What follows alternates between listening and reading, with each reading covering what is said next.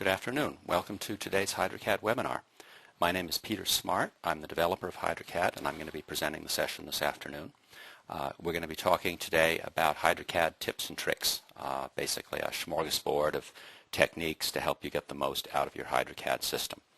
We're going to be jumping around quite a bit. We're going to start by talking about basic capabilities for working with the routing diagram, cloning nodes, working with multiple projects, then talk a little bit about reporting, adjusting your report units, custom units, and decimal places, related topics. We'll talk a little bit about rainfall setup, data export, and even some modeling tips, things like pond sizing, chamber modeling, reusing nodes, raising and lowering nodes. So there's quite a lot of little capabilities that are in HydroCAD that you may not be aware of, and that's our goal today, to try to touch on some of those capabilities so that you'll be able to make better use of the software. So to start out, let's talk first about how you would launch a HydroCAD session. And there are a couple of ways you can actually do that. I've already got HydroCAD up right here, but let me close that down at the moment. And what you may often do is you may be going to your Start menu and going to Start, Programs, HydroCAD, and picking HydroCAD there. That's certainly one way you can launch it. Or you can find the HydroCAD icon on your desktop, which is automatically created when you install the software, and that will do the same thing. They will both bring you to a blank HydroCAD screen. And you can either click in the middle of this screen anywhere to open a project file, or you can go to Project Open, as you would in most programs. The other thing I want to be sure you're aware of, though, is that you can open any HydroCAD project file directly. So if you have a folder which contains HydroCAD projects, and basically you can store your projects anywhere you choose. By default, they're in a projects folder, which is under C, Program Files, HydroCAD Projects. That's where the default sample projects are pre-installed with HydroCAD.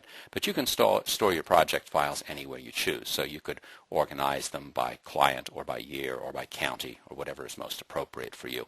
And then you can just browse to that particular folder, and you can just open any project in the folder just by clicking or double-clicking that file, and that will open it in HydroCAD. As you may know, you can have multiple projects open at once. So again, if I go back to that same folder and I pick another file, I've now got two HydroCAD files open. And down at the bottom of the main screen, the project selector shows you the current project that we have open, and then there's a button or a tab that's present for each of the other files. So you can toggle back and forth between the projects just by clicking the project selector down at the bottom. There's no limit to the number of projects you can have open, so you feel free to use that capability. One common reason for having multiple projects open might be a pre and post comparison that you're doing. You could have the two files side by side simultaneously open, and we'll look at a couple of ways that may be useful to you. Going into a specific project now, this is the Mountain View Housing Complex sample that is pre-installed with HydroCAD. And I want to talk about a couple of basic capabilities for working with the routing diagram. I'm sure you know you can move nodes on the diagram just by clicking and dragging them, so you can reorganize your diagram just for visual reasons. The position has no effect on the calculations. It's purely an aesthetic and a reporting issue. In addition to dragging, if you hold down your control key while you drag a node, that will actually make an exact copy or clone of any node. And this is very handy if you've got several nodes that are going to be similar in their information. You could set up one common node first, and then you could do control drag and make multiple copies of it, and then you could edit the individual nodes in order to customize those for a particular purpose. You can also do a copy and paste, which will give you a similar result, and right-clicking a node will give you a reminder of what those shortcuts are. So if I right-click, it tells us that there is a copy command, which is a Control-C. And then if we come to an empty space in the routing diagram and right-click, it reminds us that the paste option is available, which is a Control-V. And so now we've pasted one more node. And we could repeat that operation. You can just do Control-V multiple times, and it keeps pasting copies of that node. So that's just a single node, let me get rid of those just to clean this up, you can also copy and paste entire groups of nodes. It does not have to just be one. So we could take this entire group of nodes and paste that in. And after we paste it, the group is selected, so we can take any one of those nodes and drag it over in order to move all of those pasted nodes. You'll notice that these copies automatically have new node numbers that are assigned, but all the other information is the same. And they retain the original routing. So the original nodes were routed over here to 1R, and that's where the copies are. So it might be that we want to change that routing by dragging their outflows up here. It depends on exactly what your intent is. But the copy and paste and control drag are very powerful capabilities for reusing nodes. The next thing I want to look at is, let me close out this project. I don't want to make any changes to it, and let's just relaunch my original Mountain View housing complex sample. And I wanted to look at node reports just briefly. And as I'm sure you know, you can double-click a node to open up a report window. There are actually several ways you can get to a report window. If the node's already been described, then double-clicking automatically opens a report window. If it's a brand new node, let me just drag one in, and if we double-click that new node, then it knows there's no information yet to do routing calculations. So rather than opening a report window, it takes us to the editing screen. So that's how the behavior of the double click varies depending on whether there's information in the node. You can also right-click the node and open a node report. I notice a lot of people go in there every time to do their node report, and just remember all you need to do is double-click that to pop the window open. You can also get there by selecting the node and then coming up to the toolbar. And on the toolbar, if you hover over each item, you'll find an icon, in this case, for the node report. If we click that, it opens a report window for that node. And you can open report windows for several nodes simultaneously. To select more than one node, just drag from upper left to lower right over the nodes, and they will have bold outlines which will appear as they're selected. And then you can just click the node report button. And we have 3 report windows that opened in this instance. Report windows, again, you probably know can be left open as you're working with the diagram. So we can actually leave that report window open, and we could make changes anywhere to this watershed, such as rerouting this outflow by dragging it, and it will automatically update whatever report windows are open at that time. So these windows are interactive. You do not have to close them in order to work on other aspects of your model. A couple of other notes about the report windows. You may notice this window looks a little bit different than the one you may have seen. The first thing that probably jumps out at you is this black or gray elevation curve, which is in the back. If you right-click any of your hydrograph graphs, you will notice an item for report items. And if you come over to report items, select, the first item you're going to see on that list is elevation. And on my system, what I've done is I have selected that elevation option. Let me click it again to deselect it. And you can see the elevation curve goes away. And that's probably what you're used to seeing. So on your system, you could go to Report Items, select, and turn on the elevation curve. And this is very handy, particularly for ponds, because it often tells you more about what's going on in the pond to see the elevation versus time, in addition to the superimposed flows. Now, if you want to always see that elevation curve, you can make that your default, which is what I've done on my system. And we just go to Report Items, and first, actually, I need to reset my pond defaults. So we come back. Now let's select the elevation curve, and then go to Report Items and save as pond defaults. So now every time I open a pond report window, I'll get that elevation curve. Another thing I've customized here is that my report window is a little bit larger. You can resize the report windows by dragging one side or a corner. And when you get a size you like, you can again right-click and go to Window Size, Save Current Size, either for all ponds or for all the report windows. You have that choice. So you can use a slightly larger or smaller report window if that's the default you want. And you'll find a bunch of other items on that right-click menu. So I would urge you to go through and have a look at that. You can even change the sequence of the curves on the graph. You can move the marks around the peak labels if you find they're in the way. There are also options for setting full scale if you want to do a couple of graphs at the same full scale for comparison purposes side by side. So have a look at the context menu here and elsewhere in the software. You'll find a lot of goodies there. Another item on the context menus which is handy, if I switch, let me come back here to a node that's got multiple inflows. And a question that often comes up is how are those inflows being added? Because this report window is showing us just a single inflow curve, this green curve.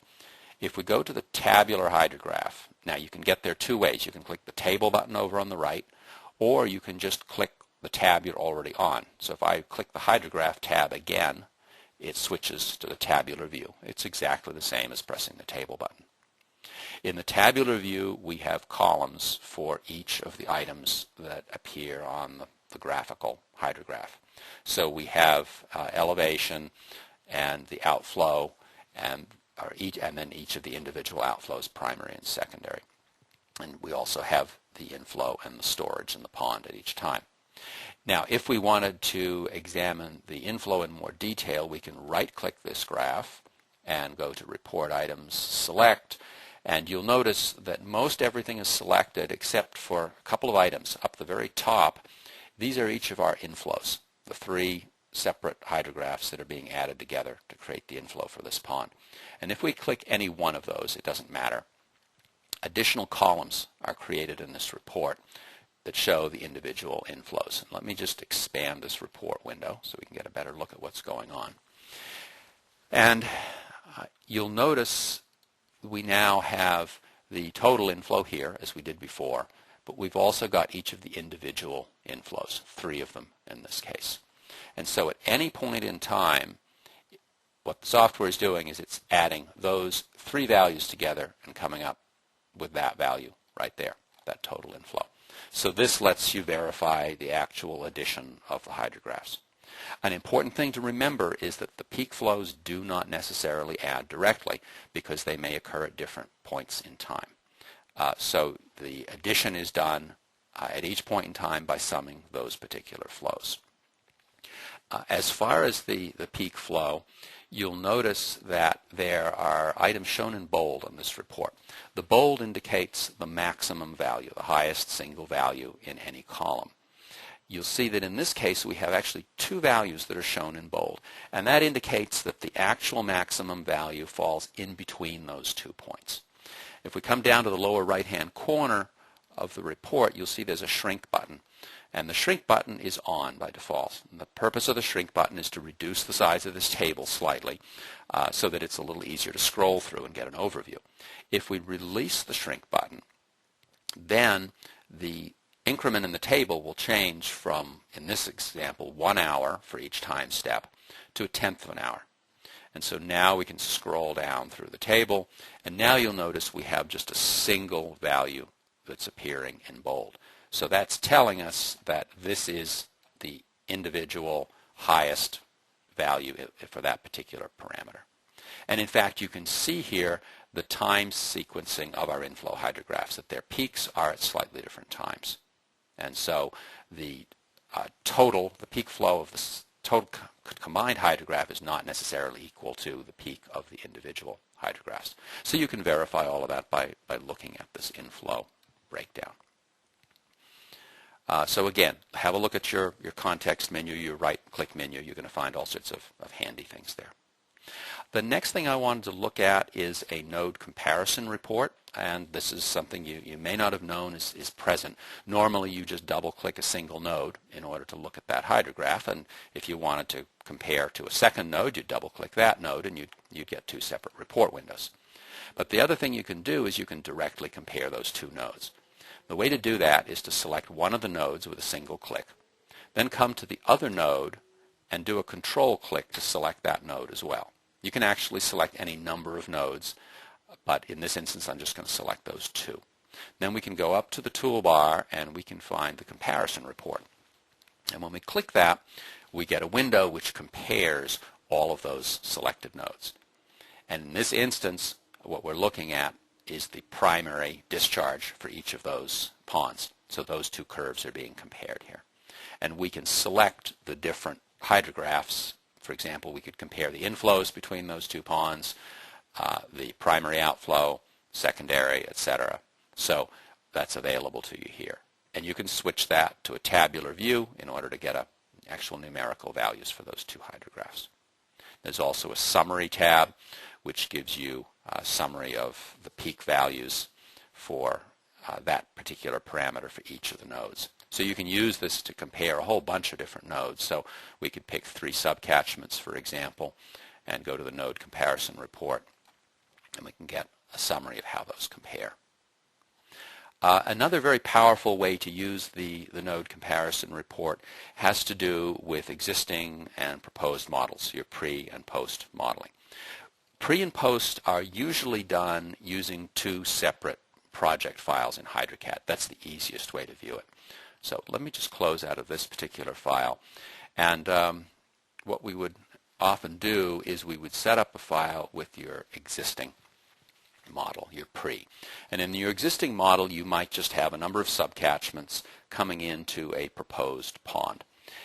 So in this instance, I've got a pond on the diagram, but I actually don't have any description for the pond at the moment. I've just put a name in. So if I double-click that pond, it's going to bring up a hydrograph which shows that the inflow and outflow are the same. This is an undescribed pond, so the whole flow is just going through. So all we're doing here basically is we're combining the flows on this site to look at what that total hydrograph is. Then we would typically take this model for the existing site, and we can make a copy of that to do our proposed site. So we could do a project save as, would be one way to do that. And I've got a file I've already set up where I just simply did a save as, and then I made some changes to the file. Looks almost identical because I didn't change the diagram. But you'll notice I have 2 projects open down here. And so now if we go to our proposed case, I've actually already set up a pond with certain storage and outlet devices in order to do an actual simulation and determine whether we've met our design objectives. How do you get the size of that pond, of course, is a common question. And the way to do that is with a pond sizing report. So let me for the moment just disconnect this pond that I've already set up. I'm just dragging these inflows back to where they came from, back to the subcatchments. And let's bring a brand new pond into the model. And all we're going to do here is sum these up. So we'll bring them into this new pond. And then there's no description in this, so I need to force it to open a node report. And what I want to do here is I want to look at the sizing tab up top. What the sizing report does is that it runs a large number of trial scenarios of routing the actual inflow for this proposed condition through a simulated pond with different amounts of storage. And then it is able to record the peak discharge for each of those different scenarios. So what we have is a graph which is showing us over on the left axis the amount of storage in our trial pond. And then on the right, it's showing us what the discharge of the pond will be for that amount of storage. So if at one extreme we had 0 storage in our pond, then we're not going to detain any water, and the outflow is going to be exactly the same as the inflow. And if we come back to our hydrograph, you can see we have about 200 CFS coming through here. So if we have no storage, approximately 200 CFS is going to go right through the pond. At the other extreme, if we provide about 30 acre-feet of storage in this case, which is our total inflow volume, we're going to retain everything and nothing's going to come out of the pond. So in practice, we're working somewhere in between. And what we want to do is we would open this graph, again, looking at our proposed scenario, and we would determine what our desired peak is. This is usually, but not always, this is our pre-development flow. Sometimes it's 90% of it or 110% of it or some other number. But whatever that desired peak is, you take that value in the graph, come across to the curve, and then down to the bottom axis, and that tells us that approximately 7 acre-feet of storage is needed in order to attenuate that actual runoff down to the 100 CFS level. So we would use that as an initial estimate for designing a trial pond. And then we put that trial pond into the model, and the actual design and the further refinement is going to be based on that actual pond and the amount of storage that we've actually put into it. And here we can see our blue curve, which is the outflow that is resulting from that storage. Again, it's just a first guess. Your results will vary depending on the details of your storage and how you set up the outlet devices. But that pond storage report, or pond sizing report rather, is designed to give you that first estimate for pond sizing. The next thing you might want to look at, since we have a pre and a post, is we could compare the results between those two projects. So we could select the final node in our proposed scenario, and we go back to our existing scenario and select that final node. So both nodes are actually selected. And then if we select the comparison report, we get a graph that shows the results of the two. And so now you can actually see in our pre-existing case, we have a natural runoff condition with a fairly sharp peaked hydrograph. And then once we built a pond to attenuate that flow, we have the much broader lower peak, the red curve. So this is one technique you can use to do a single report that shows your pre and your post and shows how those two flows will compare. Because, of course, as many of you know, managing your peak flow is not the entire story. As you build a detention pond to reduce your peak flow, you are also broadening the peak, which is what's visible here in this red curve. So although a peak flow requirement may be met, your runoff peak will tend to be much broader as a result of that pond. And that can have other impacts on downstream flooding and other concerns, because your broader peak is now going to overlap and coincide more with other flows that are happening on different parts of the watershed. So for that reason, we're starting to see more elaborate stormwater regulations that are starting to prescribe that more than just the peak flow needs to be considered in a stormwater study. Okay, that's a quick look at some of the capabilities on the routing diagram. Working with multiple projects, pre and post modeling. You may have noticed as I've gone through these examples, various messages have been coming up in this message window in the lower left-hand corner of the screen. And these are categorized and marked by color as notes, which are just informational, hints, which are in yellow, and warnings, which are in red. And those are progressively more important, more serious conditions that you need to be aware of. You can click any of the messages in this window for more information, and that will bring up the specific help topic on that particular line. Now in this instance, we do have a hint and a warning, and the hint is saying longer time spans are advised for full volumes.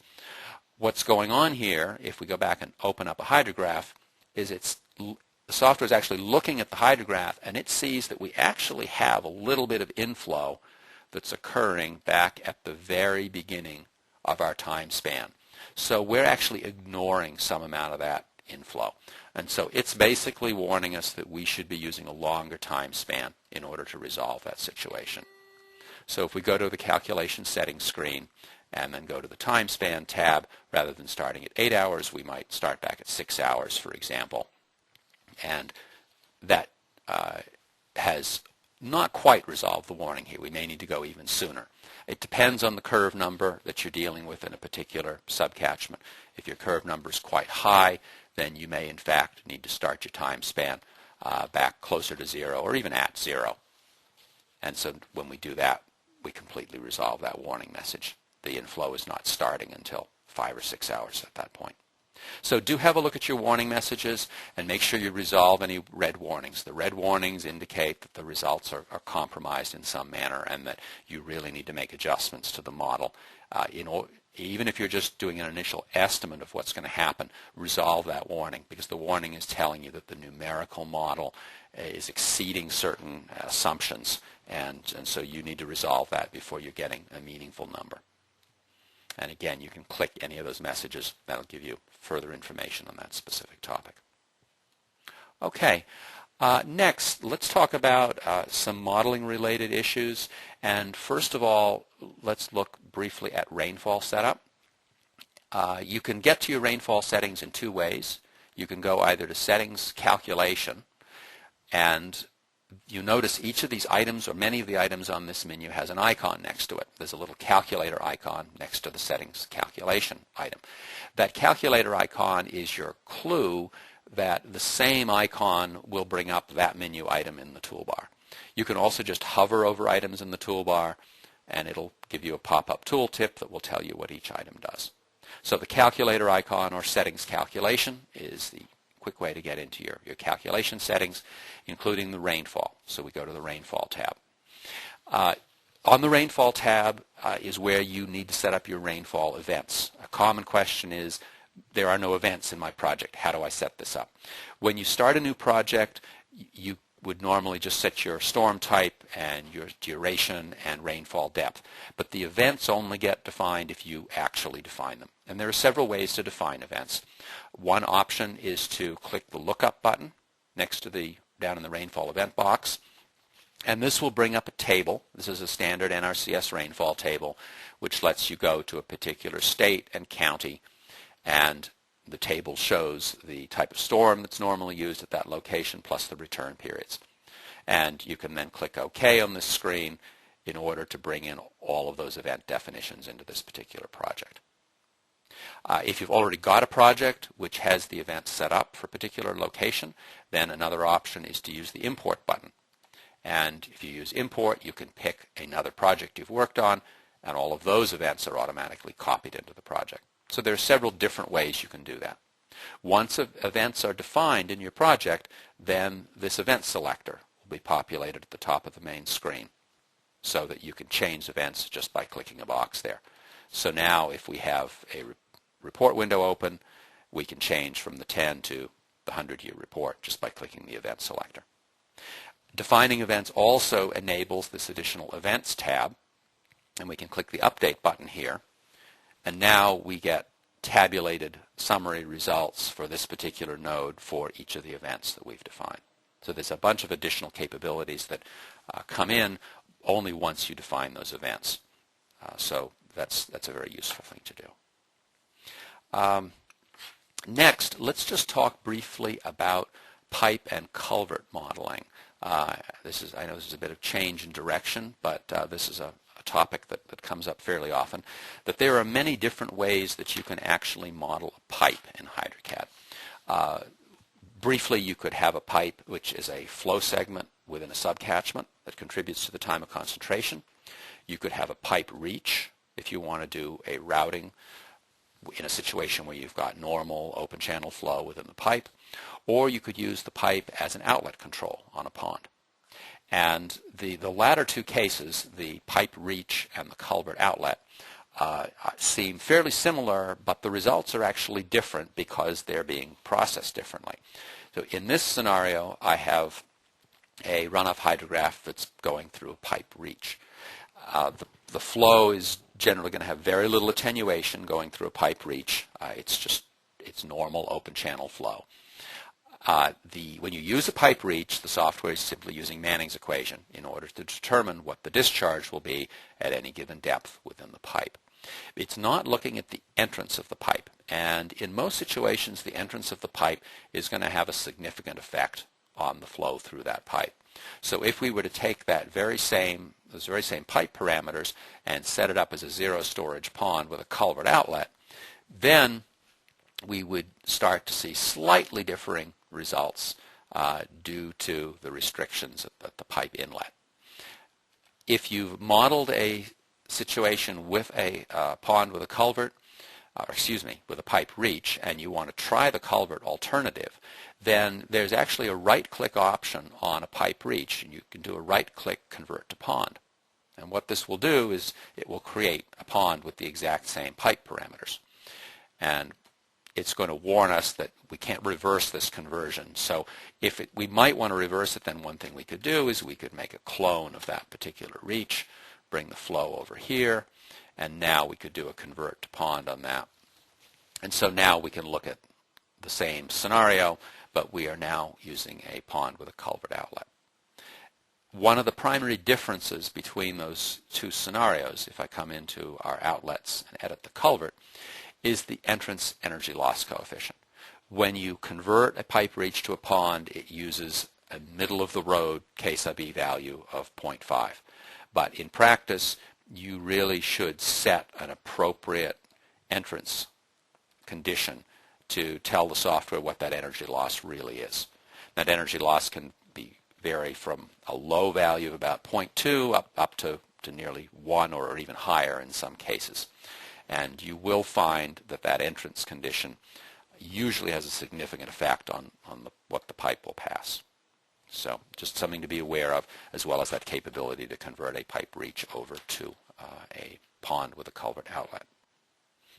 Another topic that comes up often to do with pipes is setting up an arch pipe. Let me edit this pond where I've already set up a culvert. And there's a whole bunch of culvert options that are available now, which you can see in this screen. You'll see basically the same screen will appear when you're setting up a pipe reach or any of the different 4 or 5 pipe options I've just mentioned. They all share the same screen.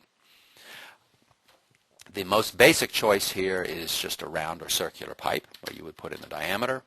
You can also do a box pipe of whatever dimensions you choose. And you now have the capability to do internal fill. So if you have a culvert that's being partially filled in order to create a natural stream bed condition or other scenario, then you can increase the fill depth. That's what that number is. That's not the backfill over the pipe. That's the inside fill within the pipe is what that parameter is referring to. We can then choose arch and elliptical pipes. For arch pipes, you would typically need to go to your manufacturer's specifications for that pipe in order to determine what the top and bottom radius are. Based on the top and bottom radius, the software automatically calculates a corner radius. And you can actually see this work if we change the top radius. If we increase the top radius, for example, you can see it becomes more of an elliptical pipe. As we decrease that top radius, the top comes down. And eventually we're going to get to a point where it can't do a corner solution. Essentially, the top radius is too small so that when we bring the top radius down, it cannot find a point of intersection between the top and the bottom. They simply do. There's no corner solution that produces a tangent connection to the top and bottom. So if you do look up your manufacturer's specs for an arch pipe and you put them in here and you get no corner solution, then what you can try is increasing that radius very slightly. And often just a little bit, you'll find the point where a corner solution is possible. In a future release, you're actually going to see a lookup table right on the screen so you can pick standard sizes for arch and elliptical pipes directly, and it will fill in all of these parameters. So that'll save you the time of going to the table. If you're working with an elliptical pipe, which may not give you a top and bottom radius, then one of the things you can do here is that you can adjust that radius until the calculated area, 2.51 square feet is shown here, until that calculated area matches the manufacturer's specifications. Because elliptical pipe is not a true ellipse and can in fact be made to different shapes. So you can adjust the radius until you get the area that matches the manufacturer's specs. So just a couple of tips there on setting up arch pipes. And you can again use the fill option in an elliptical pipe or an arch pipe just as you can for a round and box. It applies to all of those cases.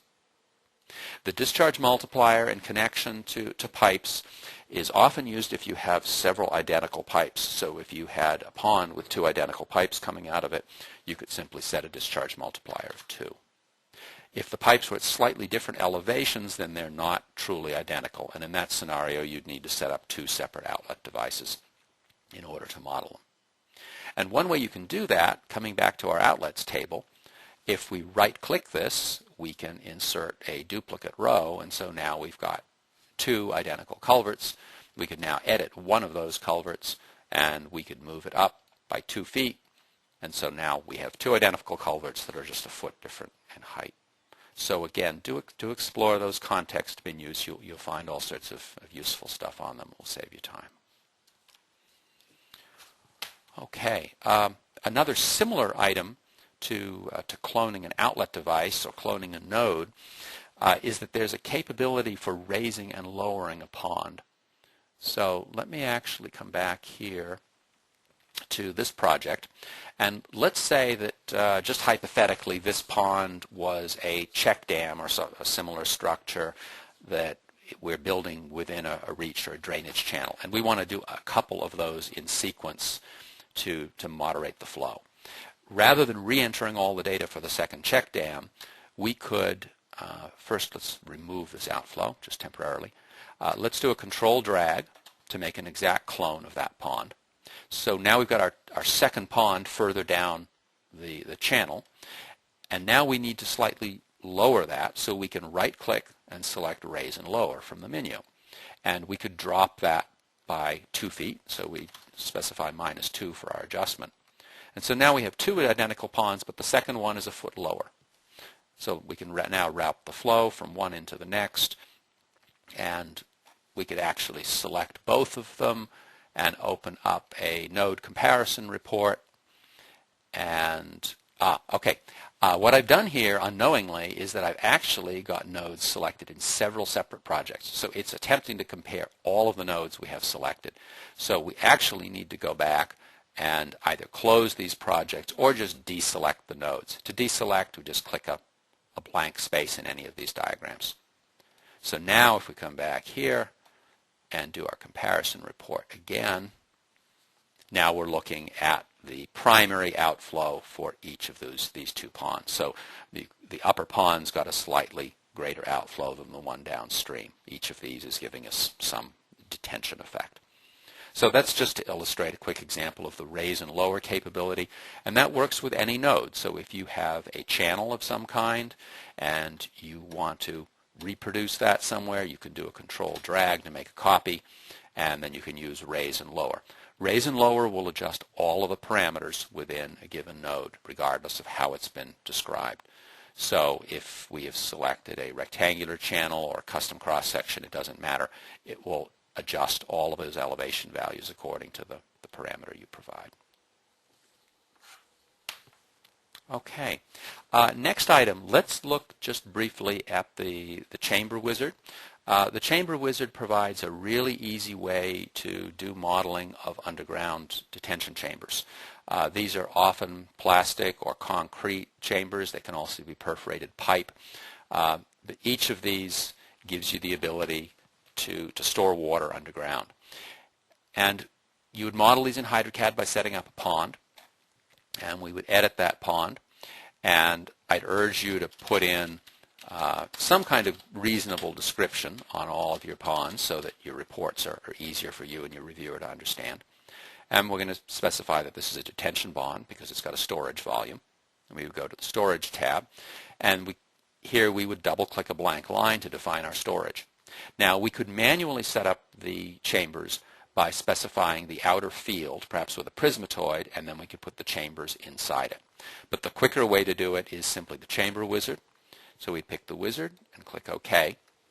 And now on this screen, we're simply able to pick the chamber that we want to use, and we specify the number of rows, the number of chambers in each row, and then we need to separate most chambers. There's a certain amount of stone for the bed, cover, space in between. And we can set each of those parameters manually just by increasing those parameters here, or we can check the box to use typical spacing. And when we do that, it applies the manufacturer's recommended spacing. And this report on the right gives us a full analysis of the field and how much storage is being provided for that configuration. There's even a pricing capability up here that lets you do basic price estimates for that field, and it will store the prices that you enter for each model of chamber and for your stone and for your excavation, so that it makes it really quick to do different scenarios. This report really is the best way to do most chamber scenarios. There are some cases where you may need to do the manual embedding of the chamber, but you certainly do not need to enter stage storage information manually. All the chamber makers publish stage storage tables, and that's because most hydrology programs don't have a capability to natively model the chambers the way HydroCAD does. And it's much, much easier to do this in HydroCAD, partly because you can come back later and you can change the layout of your field just with a few clicks, and the entire stage storage chart is automatically recalculated for you. So just to make you aware that that's there, and that you are making full use, taking advantage of the Chamber Wizard. Okay, next let's talk a little bit about numeric units, English, metric, number of decimal places, and rounding options. These topics basically all go together. Let's come back to, let's actually just close this out, clean this up. Let's go back to our Mountain View example, which is pre-installed with HydroCAD. And let's just come to a subcatchment and open that report window, just so we can look at how a couple of these examples work. This will work with any report window. I'm just using this one because it's relatively simple for our purposes. The settings we want to talk about are mostly on the Settings unit screen. And you'll notice that has a little icon with a 1, 2 on it. We can find that icon over here on the right-hand toolbar. And this brings us to the Units Settings screen.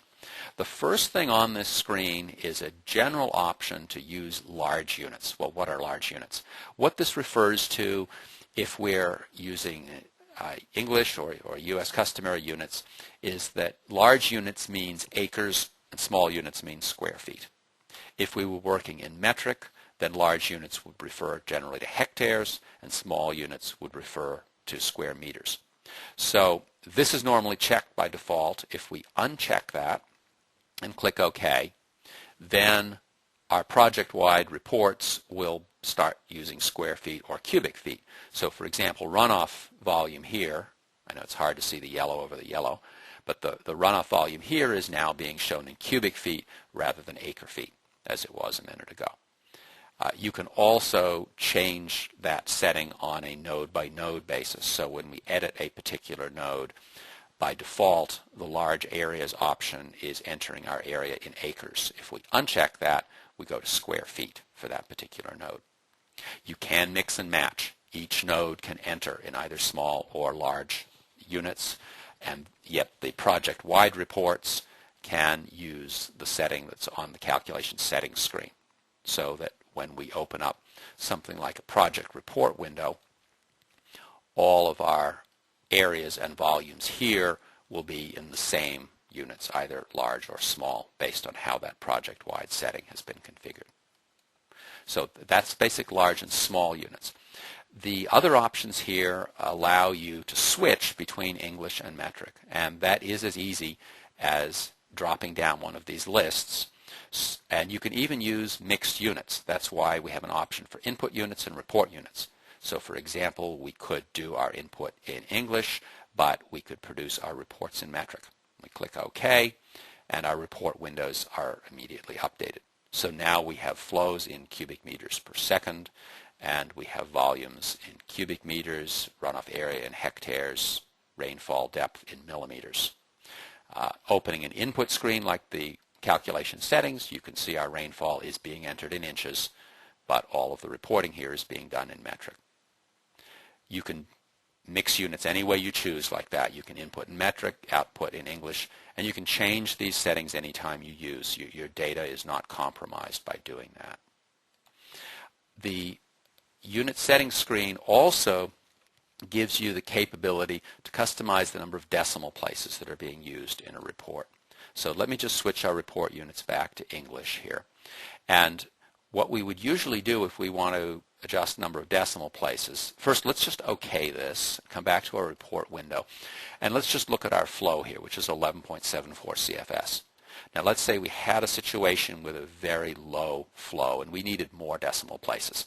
So we could come to our unit settings screen and we'd click the custom button right down the bottom. And when we do that, it opens up a list of all of the different parameters that are used within HydroCAD. And these are roughly grouped. So, for example, slopes appear here, clustered together, And if we come down through the list, we have time parameters, such as time step and routing increment. And if we keep coming down the list, then we get to volumes, and now we're getting down to flow values. And what we're actually after here is this flow 1 parameter. And when I click flow 1, it brings up a customization form that lets us customize that specific parameter. And in this case, what I want to do is increase the number of decimal places from 2 to, let's say, 4. And then we click OK twice, and we can see in our report that we now have 4 decimal places of reporting for all of the flow values in cubic feet per second. We can also use the unit screen for other customization. So if we wanted to get our flow rates in gallons per minute, then we could actually put the appropriate conversion factor in here from cubic feet per second to gallons per minute, and the reports would automatically translate in order to show that value. Be careful, of course, when you customize parameters in that way, because if you don't put the correct scale factor in, the displayed results are not going to be correct. But you do have that capability available to you. And that might occur if you wish to display times in minutes rather than in hours, or gallons per minute, or some other slightly different unit. Those are common things that you can do with the units customization. Another related topic has got to do with the rounding of certain parameters. If we come into our calculation settings screen and go to the Advanced tab, there are options over here for how the TC and the curve numbers are handled. And sometimes these can be quite important. By default, HydroCAD, when it averages multiple curve numbers together, they are then rounded to the nearest integer value. And particularly in a comparison of existing and proposed cases where changes in the CN might be slight, that rounding might have an undesirable effect. Basically, it may cause your CN to jump from 77 to 78 rather than being 77.6 or something of that nature. So we can actually uncheck this option if we don't want to round the internal values. So this will cause it to use the exact average CN value without rounding in the internal calculations. We can also do a similar kind of thing with the TC values. The TC values are normally rounded to match what is being displayed. We can uncheck this in order to prevent that rounding. They're still rounded when they're displayed according to the unit settings, but this way the internal calculations will use that full precision value. Another way you can approach this would be simply to increase the number of decimal places. So, for example, here we do have a weighted CN, and you can see that it's using 71 as the final value. If we go back to our unit settings screen and come down and find the curve number parameter, we could now add 2 decimal places to the curve number parameter, and we can see that our curve number is actually 70.75 is the weighted average. So in some cases you may find you want more decimal places on the curve number, and so I would suggest you add the decimal places rather than just turning off the rounding.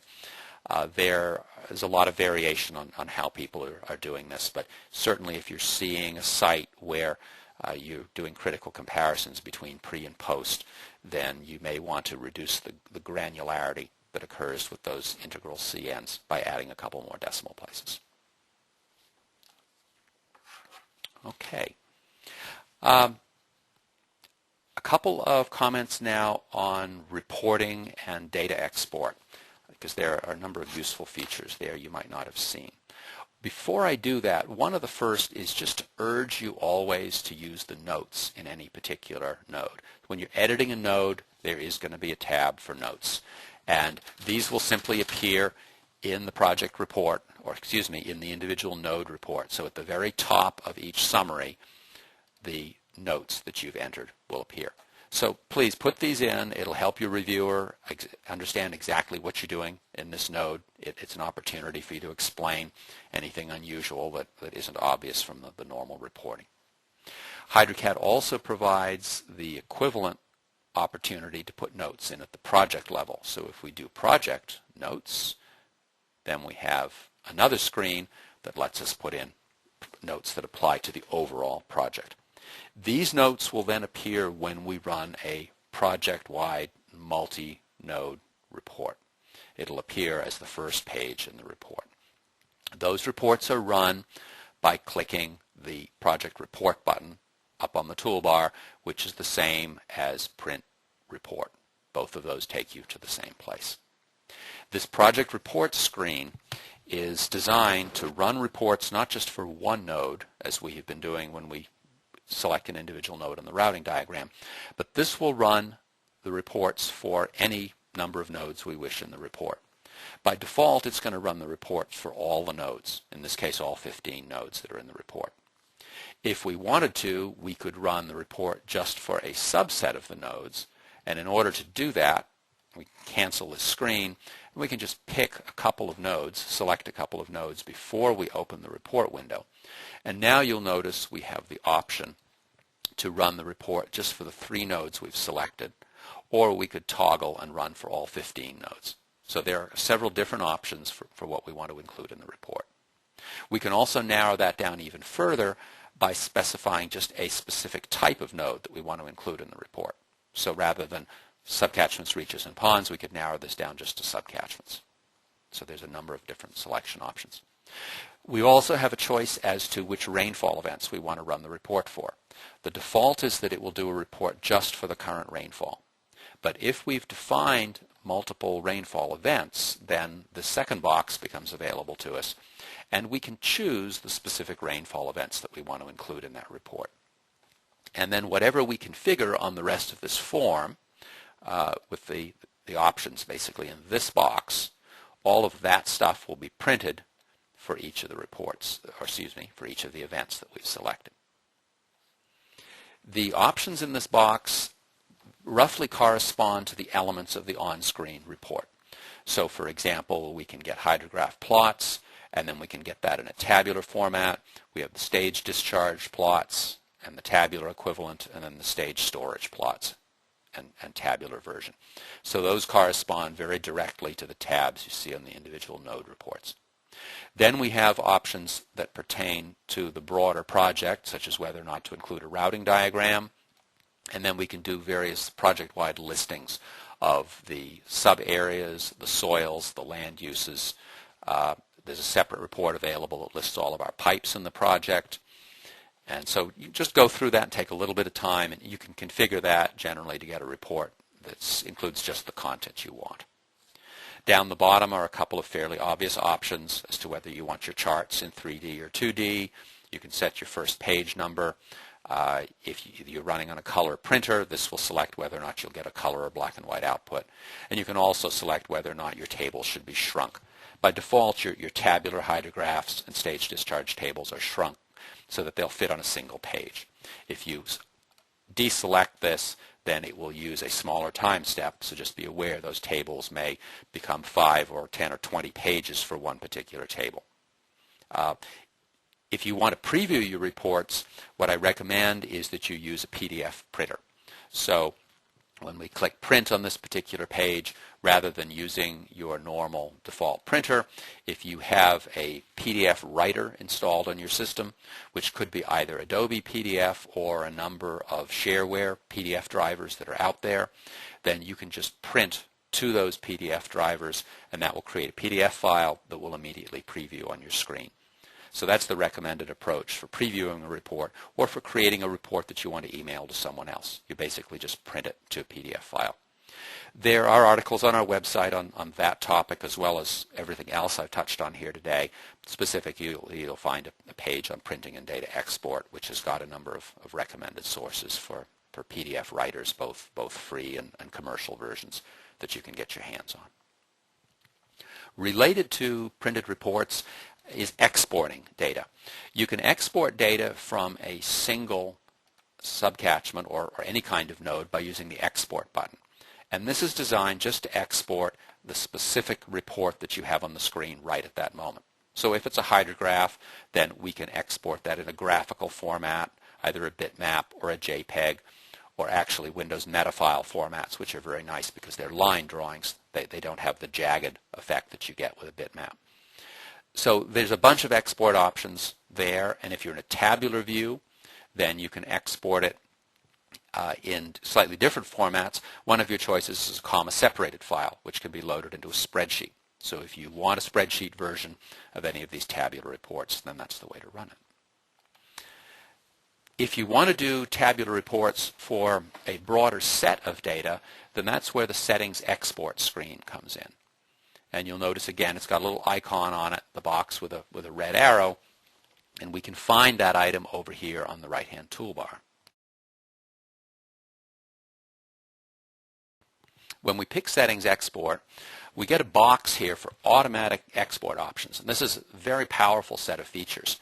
And one of the things you might try as an experiment is we can come down here to export to CSV spreadsheet files, and we could export node tables, for example. And we get a pop-up message that's telling us that this data will be exported just when we close the project. This is an automatic export, so this is until we turn this off, this is going to happen every single time we open and reclose the project. So this is a great way for linking data through or exporting data that you're going to use in some other program or spreadsheet or external reporting. There are other options here, and I'll leave you to explore that on your own. As always, do click the Help button. It will give you detailed information on the specific screen you're on. And so you can go through and explore that, and it'll give you a lot more information. That's our first resource when you call us for tech support, so I'd urge you to start there yourself. So if we turn on this option to export node tables and click OK, and simply close this project, when I close the project, it's actually going to calculate the whole project in order to do this export. And that project this is the folder that particular project is stored in. You can see the project file up the top here. And when the project closed and exported, it created these files right here. And these are spreadsheet files. They have a CSV extension on them. It's a comma-separated value. And there is one file that contains all of the nodes in the project. And then there are separate files that contain more detailed information for the links, ponds, reaches, and subcatchments. If you open one of those files, usually it will open automatically in whatever spreadsheet you have installed on your computer. And so you can now see the columns with information for those particular spreadsheets. The heading in the first line has actually got a couple of lines of information in it. And so if we come over to the divider between lines 1 and 2 and drag that down, you'll see the multiple lines will appear, such as rainfall duration, and units will also be included here when they're appropriate. So we have the rainfall duration, which is the same for each subcatchment. But as we scroll over, we get the area of each subcatchment, the curve number for each subcatchment. There's additional information. Pretty much everything that appears in the internal reports is available to you in these exported tables. And if you're proficient with Microsoft Word or some other presentation program, you can actually create links from specific cells in the spreadsheet and bring it over and embed it in places in your report. So if you want to create much more sophisticated reports, you can automatically incorporate that HydroCAD data by using this capability. A neat thing about these files is that these get automatically updated every time you work with the project. So when I reopen that project, HydroCAD actually removes those temporary files, and then when I might make some changes with the project, different curve numbers, additional subcatchments, when I close and save the file, it automatically recreates the files, which are right there, with the updated information. So you don't have to manually tell it to do the export every single time you work in the project. It automatically creates these files for you each time. Okay, well, we're nearing the end of our time.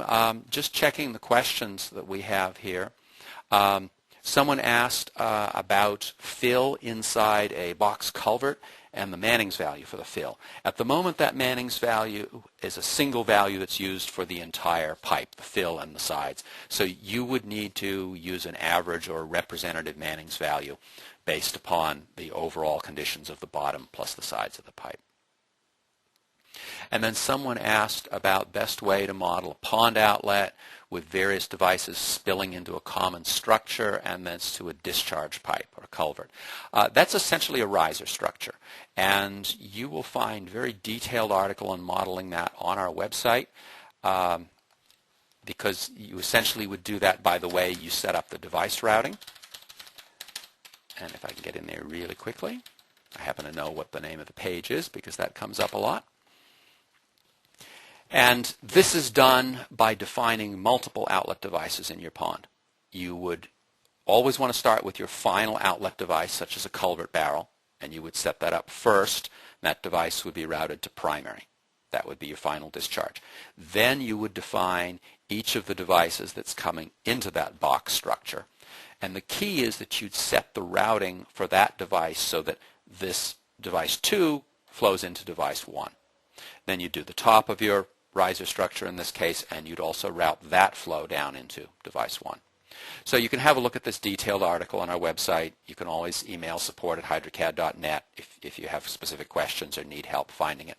But the key is to look carefully at this pond outlet table and distinguish the device number, which is in this first column, from the device routing. And that's the way that you can build any kind of compound outlet such as a riser structure. They're quite straightforward to do.